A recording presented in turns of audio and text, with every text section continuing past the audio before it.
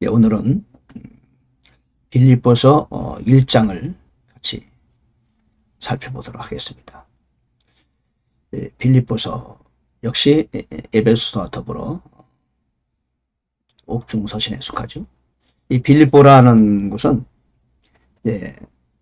에베소 교회는 소아시아에 있는 교회거든요. 아주 큰 도시였습니다. 소아시아 중심 도시고, 그리고 사도 바울이 에베소에 오랫동안 머물렀었죠. 근데 빌립보는 어디냐 하면 소아시아에서 에게해를 건너서 가장 먼저 당도한 곳이 빌립보라는 곳입니다. 빌립보 전에 네아폴리라는 곳이 있는데 교회가 아직 등장하지 않았고요. 그래서 유럽에 이제 넘어가서 가장 먼저 교회를 시작한 곳이 빌립보입니다. 빌립보는 그 당시에 그 크고 유명한 도시였었죠. 여러분 기억나시죠? 사도행전 16장에 보면은 사도 바울이 빌립보 감옥에 갇히잖아요.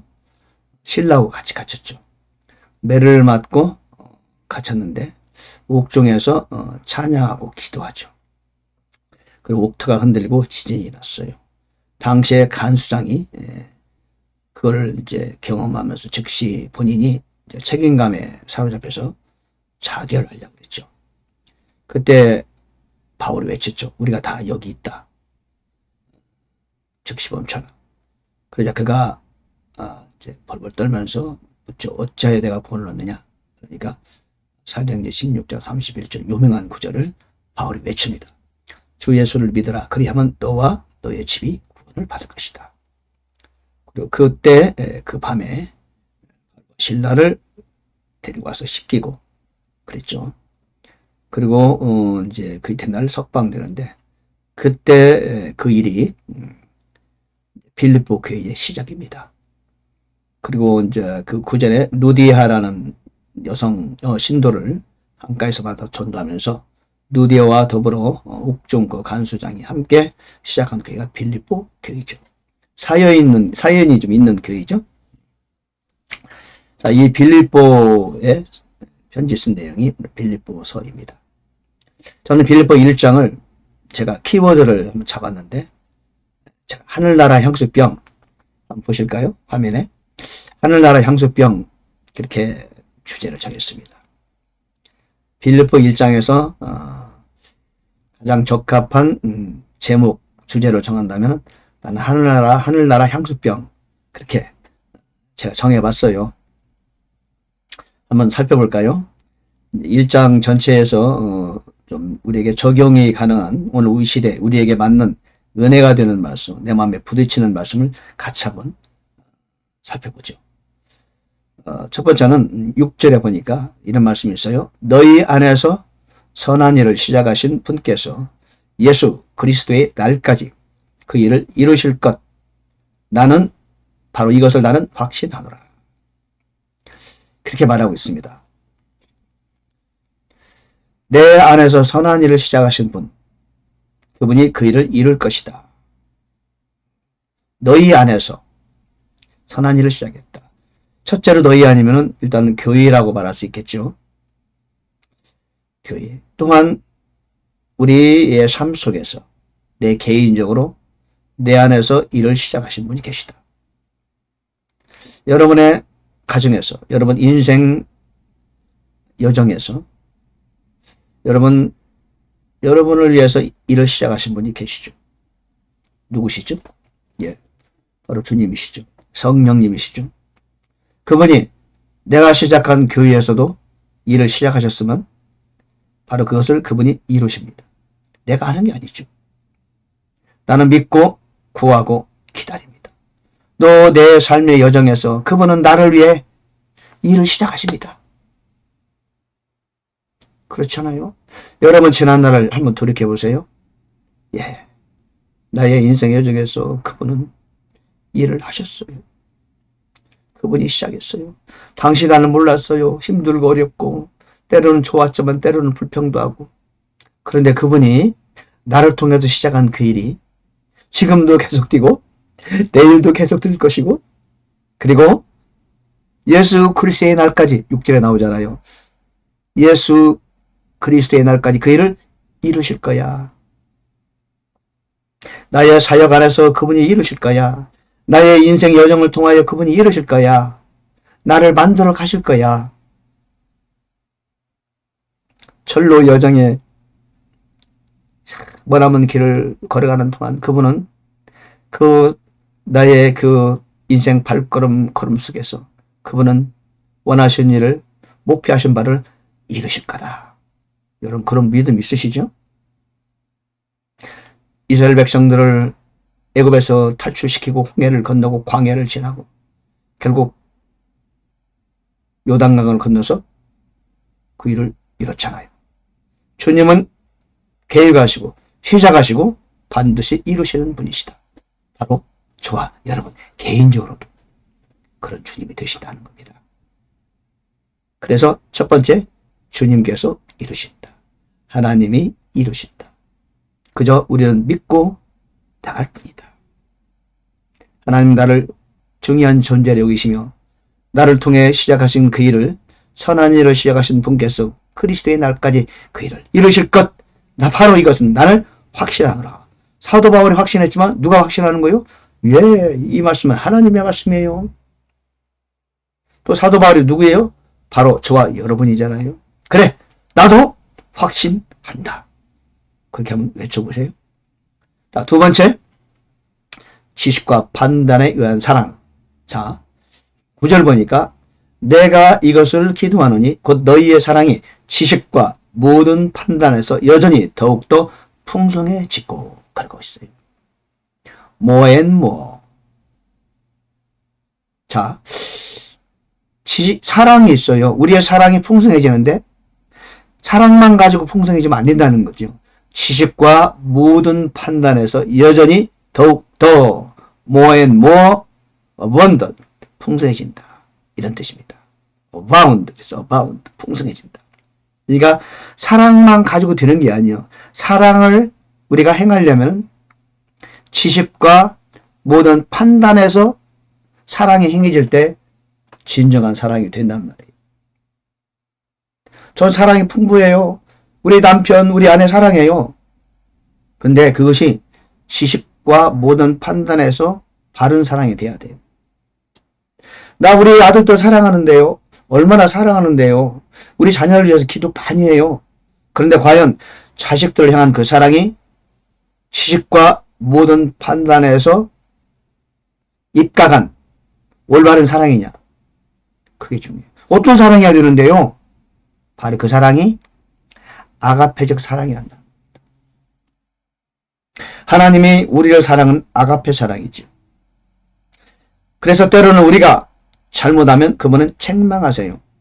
모든 성경은 하나님의 영감으로 튼 것으로 교리와 책망과 바르게 함과 사랑에는요, 첫째, 책망이 따라야 돼요. 여러분의 자녀들, 아직 젊으신 분이 계시면요, 자녀들 있잖아요. 책망이 우선이요. 뭐로 책망한다? 회초리가 필요합니다. 미국에서는 회초리 못 때리죠, 법적으로.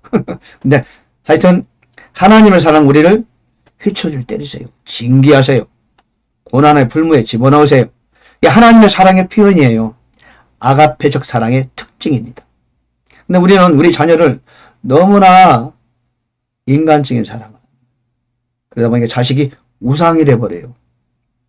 남편이 우상이 돼요. 그런 수가 있어요.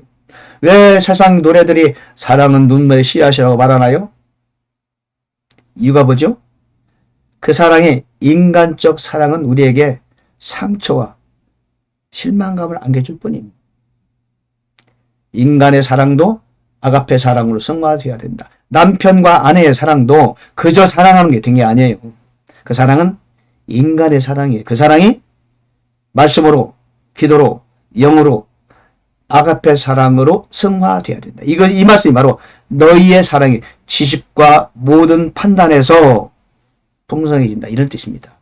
단순한 사랑이 아니고 지식과 판단에 입각한 그런 사랑이 바로 올바른 사랑이고, 그런 사랑이 교회에서, 가정에서, 자녀들에게서 행해져야 되고, 그럴 때 그 사랑이 더욱더 풍성해지게 되는 것이다.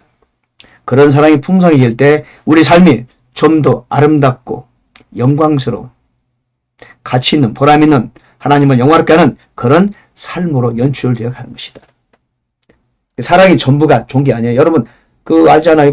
노무효와 주리의 사랑 결과는 어떻게 됐어요? 둘 다 아마 자살로 끝났을걸? 왜 아름다운 사랑했는데 자살로 끝나지? 인간의 사랑이라는 건 그렇게 한계에 직면하고 절망과 상처를 안겨줄 뿐이에요. 속는 거예요. 그건. 우리는 그런 젊은 남녀가 사랑했어도 그 사랑이 아가페의 사랑으로 승화될 때 진정한 영원한 사랑이 되고 서로에게 행복을 주는 사랑이 되는 것이다. 부부도 마찬가지예요. 아무리 멋진 남자, 아름다운 여성과 결혼했어도 6개월 지나면 그 약효가 더 이상 안 가요. 그 다음부터는 권태기가 돌아올 수 있어? 그러면 서로가 실망하지. 아니 나를 그렇게 좋아하더니 저게 뭐야? 우리 그리스도인들은 그 사랑을 아가페의 사랑으로 전환해야 된다. 그럼 그 사랑이 진정한 행복을 안겨주면서 진정한 사랑으로 영원한 사랑으로 이어질 수 있다. 그런 얘기죠. 자, 3번 의의 열매로 가득하라.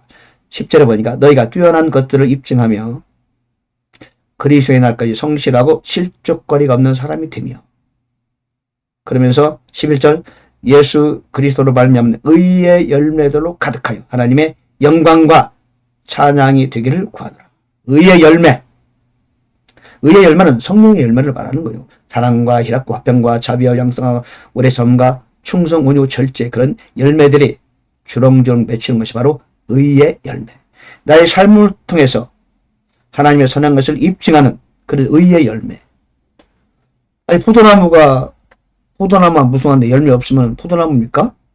이거 포도나무 아니네. 잘라서 그냥 불에 떼버리죠. 열매가 열릴 때 비로소 우리는 그 나무의 가치를 발현하게 되는 것입니다. 그래서 삶을 통해서 우리는 그리스도인이라면 의의 열매가 나타나야 된다. 뛰어난 것들을 입증해야 된다.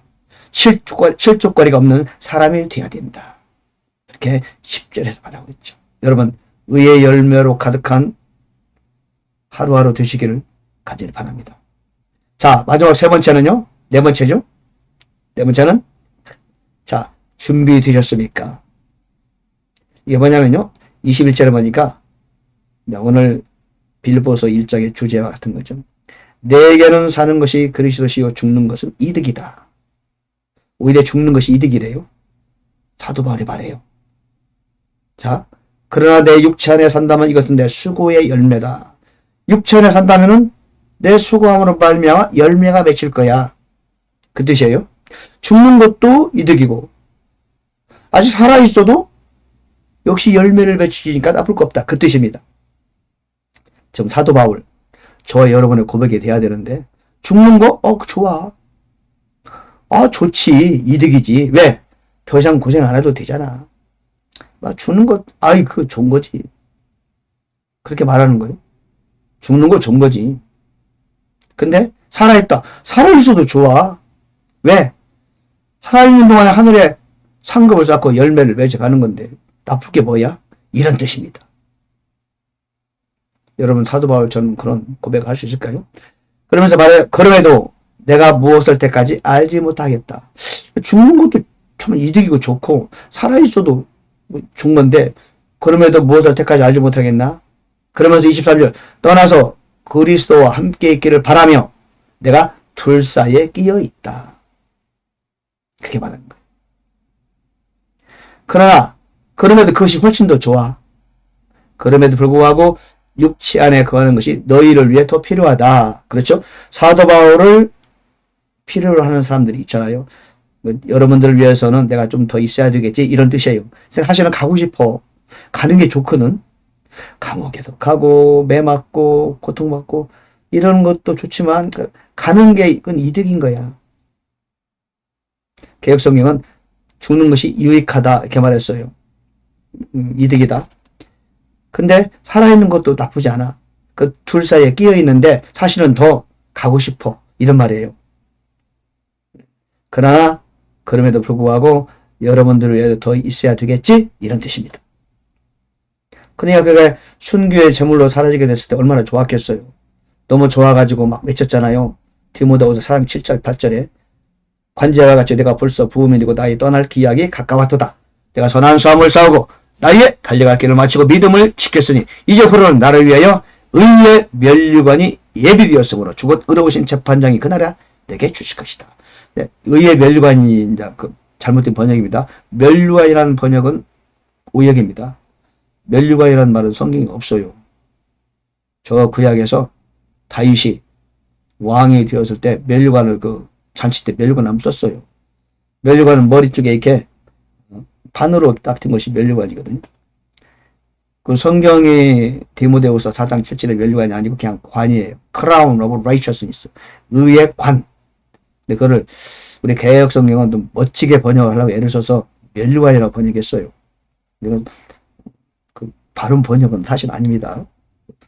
말하고 듣기는 좋지만 그 성경은 정확한 게 좋잖아요. 그래서 사도 바울은 언제라도 이 세상을 떠날 준비가 되어 있었다. 여러분 어떻습니까? 준비되셨습니까? 4번 나오잖아요. 화면에 준비되셨습니까? 난 아직 준비 안 됐는데? 그러면 곤란하죠. 그렇죠? 믿는 사람은 항상 우리는 준비가 되어 있어야 돼요. 준비되어 있는 사람이 돼야 되는 거죠. 언제라도 준비되어서 사도 바울처럼 이렇게 하늘나라 향수병, 하늘나라 향수병, 모디가 그랬잖아요. 나는 하늘나라 향수병에 걸려있다. 그랬어요? 자, 주님께서 모든 걸 이루십니다. 사랑도 좋지만 지식과 판단에 의한 아가페적 사랑을 이루어 갈 때 더욱더 풍성해집니다. 세 번째, 의의 열매로 가득한 삶을 살도록 열심히 기도하시고 애씁시다. 마지막 네 번째, 준비되셨습니까? 이 세상 떠날 준비가 되었습니까? 사도 바울처럼 이렇게 우리 스스로 한번 자문자답해 보시면 여러분 되시길 바랍니다. 그래서 이 사도 바울의 고백이 저희 여러분의 고백이 되면 얼마나 좋겠어요? 감사합니다.